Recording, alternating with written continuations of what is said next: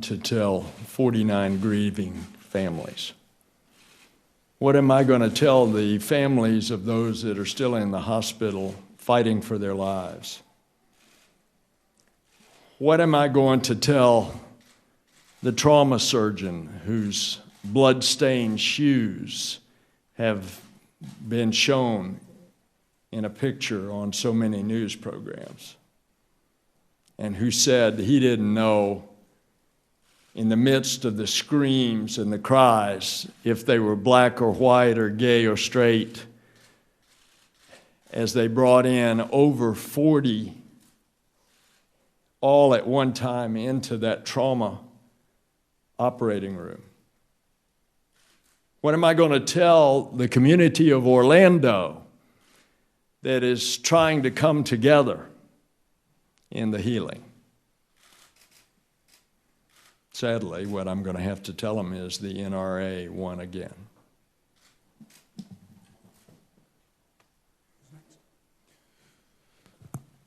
So it's clear we're at war with terrorism.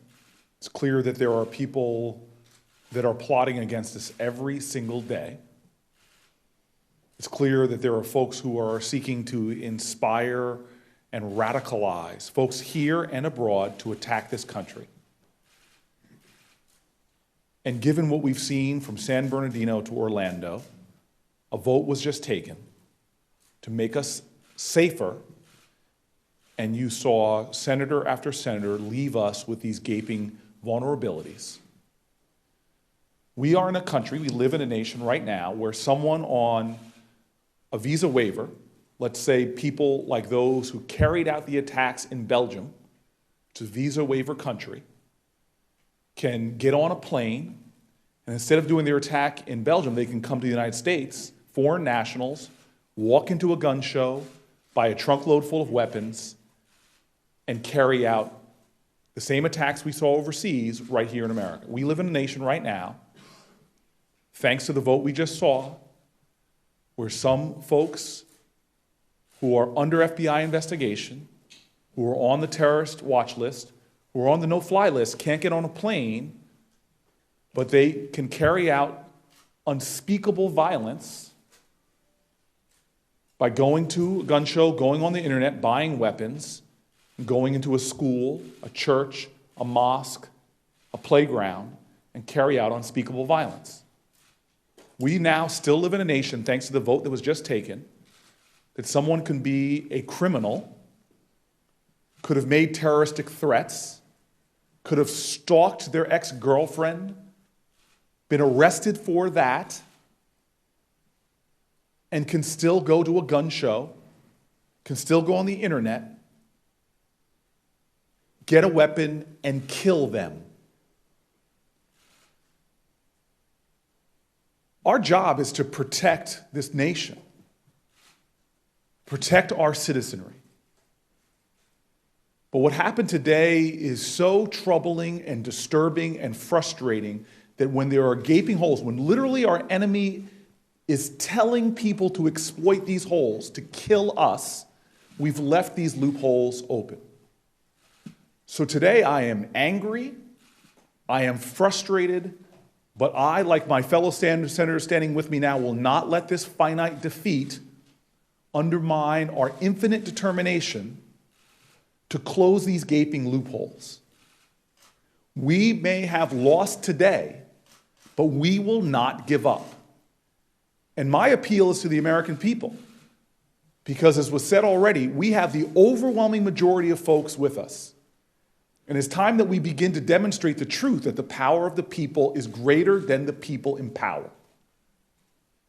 They cannot block sensible, common sense legislation that will protect us from having this kind of grievous bloodshed again and again and again. If we do nothing, more people in our country will likely die.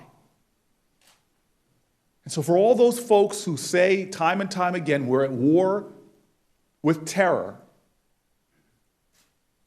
what we have been doing by not closing this loophole is to aid and abet those people who seek to get weapons to kill us.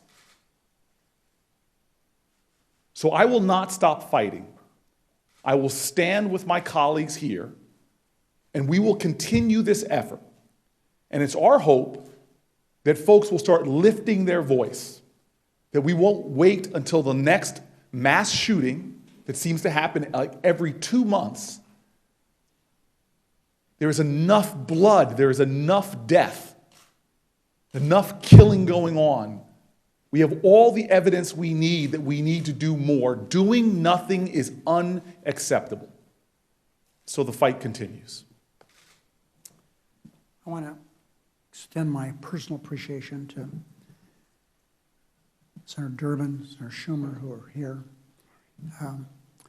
Patty, where is Patty? Okay, Patty. And of course, the statements made by senators who have addressed you. We're going to take a few questions. I'm happy to do that. Yes. You've got two Democrats who are voting against the measures like you're talking about, Custer and Heitkamp. How do you get everybody else on board? You know, it's kind of interesting you would direct it to our Democrats. There's 46 of us. More than 90% vote with us every time.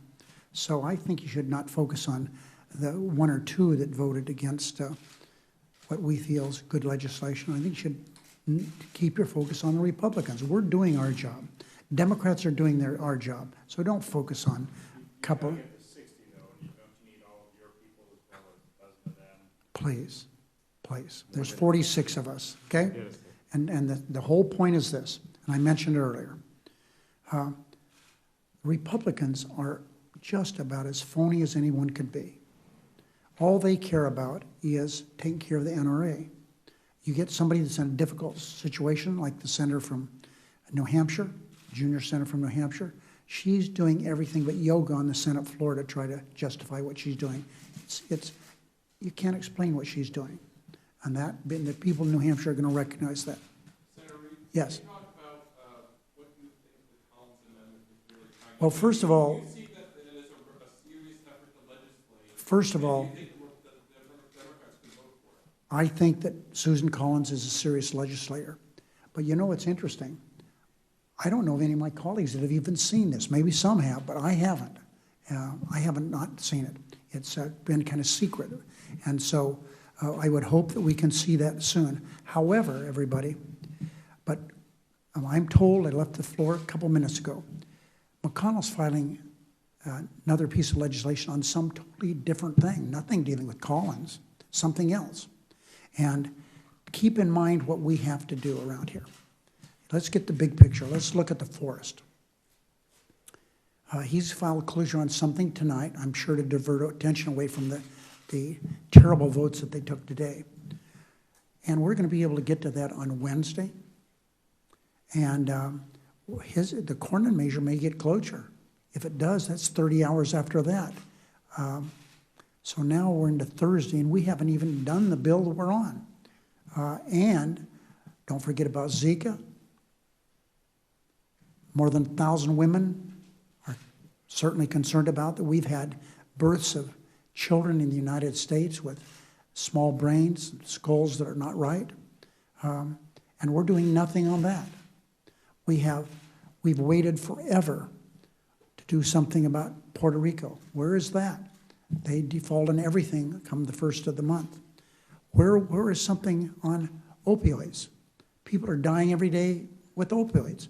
And we're waiting for a conference to go forward on that. So everybody, where is the responsibility of the so-called majority here? Yeah, I just wanted to answer as well. Susan Collins is a serious legislator. She's always voted with us. It's nothing new that Susan Collins is trying to make a compromise, and it's a good thing. But the key question is not whether Susan Collins will step forward and try to author a compromise, but whether 20 Republicans will finally join her so we can get something done. That is the key question. And not whether Susan Collins is willing to compromise. She always has been. But will, for the first time, with the world changing, and terrorism, and lone wolves, will 20 Republicans finally step up to the plate and pass the most modest of measures, that will stop terrorists from So- getting guns. 3 times here today, we've mentioned the fact that everybody likes Susan, and we know that if something's going to pass, they need to get some Republican votes. She's out there alone all the time. One more question. Yes. Why did the Toomey Mansion bill fall to the wayside as the only bipartisan background bill? Now, that's a good one, but it's easy to answer. We offered Senator McConnell that he could do that today. He refused to do it. We told him he could do that. We would set aside one of ours that we had today, and he said no. He's off doing something else. So that's the answer to that one. Thanks, everybody.